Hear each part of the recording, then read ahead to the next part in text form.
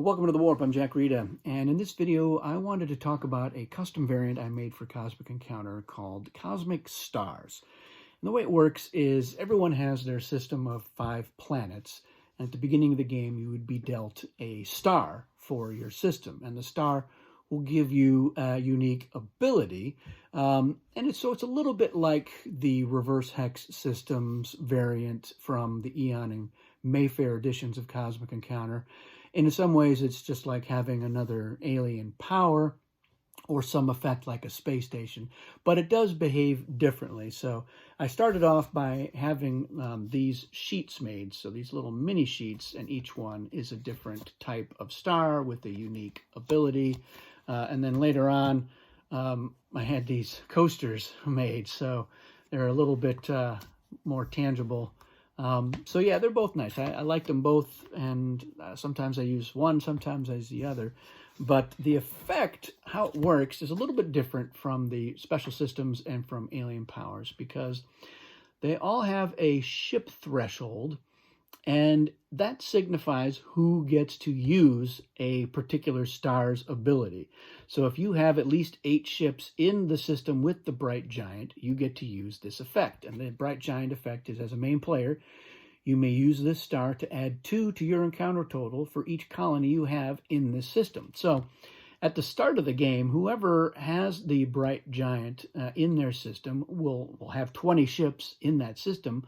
And then they'll take a couple to put them into the hyperspace gate, but they'll still have at least 8, which means that they will be able to add 2 for each colony they have in that system. Well, they'll have 5 colonies in that system, so they're adding 10. That's really powerful at the beginning of the game. But what's interesting about this is if somebody else has 8 ships in this system, they too will get to use this ability. So control of it doesn't necessarily get taken away. It's just if you happen to have 8 ships in the system, you too will be able to use the advantage listed here, and it has all the timing and phase and all that other information that's found on an alien sheet is also on these to help you keep track of it. But the dynamic that is changed, and the reason I like this, is that a lot of times players don't worry about having a lot of ships on their foreign colonies. Usually you want to have at least 2 because there are the rare effects that will target a single ship. And of course, if you have an alien like Hate or Bully in there, you're more incentivized to have more ships on your colony so you can't lose them. But all things being equal, players don't typically like to have 3 or 4 or more ships on a foreign colony because the foreign colonies are very hard to target and don't usually, you're not usually having to use those ships. You'd rather have more ships in your home planets. But now you're incentivized to actually stack as many ships as you can on some foreign colonies, especially like, oh, I've got 2 colonies in red now, and I would really like to have, their ability. So I'm going to, when I'm returning ships to colonies or I'm retrieving one from the warp, I'm going to put them on those foreign colonies so that I can get those extra abilities later in the game as well. So that's what I like about Cosmic Stars. It's also a nice way to add in a lot of astronomical flavor in there because all of these are based on real phenomenon. So just give you a quick rundown of all of the different stars, and then we'll look at a couple of effects. So you've got the binary and the cluster and the variable and the Cepheid, or Cephide, I don't even know how to pronounce that one, the Collapsar, the Polar, Propid, Quark, Red Flare, Pulsar, Protostar, Black Hole, Runaway, that is the Supergiant, the Microquasar, Magnetar, Bright Giant, Carbon, White Dwarf, Neutron, Shell, and X-Ray Burster. So I've always been kind of a nut for astronomy. I guess it's one of the reasons why I like Cosmic Encounter.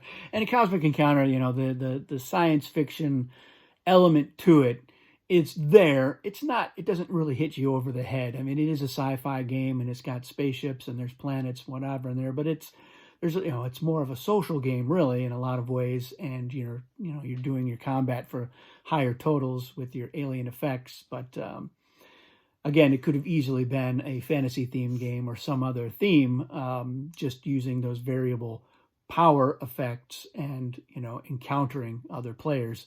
So I'm always looking for excuses to add in more of the astronomy and space element to it to sci-fi it up even more. So give you a look at some of the effects on here. So we looked at the Bright Giant. The Propid, for example, as the defense, you may use the star to force opposing allies to play reinforcements face-up during the planning phase before encounter cards are selected. No additional reinforcements may be played by the offensive allies after encounter cards are played. So that's kind of an interesting and weird effect. And if you've got 8 ships, you can invoke that. It forces people to be like, do I really want to? I might not even need to use these reinforcements, so maybe I won't play them. Or you go ahead and you play them all, and at least you know as a defense what you're up against there. This one is Carbon. As a main player in the system, after encounter cards are revealed, you may use this star to reposition the hyperspace gate to anywhere the defensive player can defend an encounter in any system, as long as the offensive player does not already have a colony there. Conclude the encounter normally. So it's a little bit Worm-like, and this was actually made before Worm came out as an alien. 9 ships to be able to do that, but one of the things you can do with that is you can really hose over the offensive allies, and the allies should know that going in. They're like, all right, they're going to be able to hose us, so it really works as a deterrent for the offense to have allies against the Carbon player, and more likely to get defensive allies. This one is Shell. So when you are not involved in an encounter as a main player or ally, you may use this star to play an attack card on either side of the encounter. This card is added.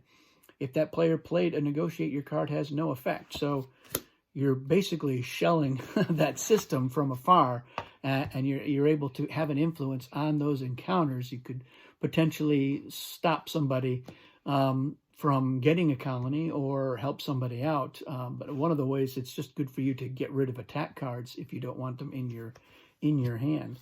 The X-Ray Burster, when defending this system, use the star to limit the number of ships that can attack this system to 2. The offense and offensive allies may not bring more than 2 ships to attack. Defensive allies are unaffected. So that one, certainly not as powerful as some of the other ones. And that's just, the way the cookie crumbles. This one is the Supergiant. As a main player in the system, you may use the star to add all ships on foreign colonies in the system to your encounter total. So that's one where you're punishing people for having a lot of ships in your system because you're going to be using them against them. So this is a variant. It's on Board Game Geek, and I'll put a link in the description area here for people who want to make their own or take a look at what all the different effects are. This is one that I have not added into my TTS version of Cosmic Encounter yet, but I'm thinking about doing it.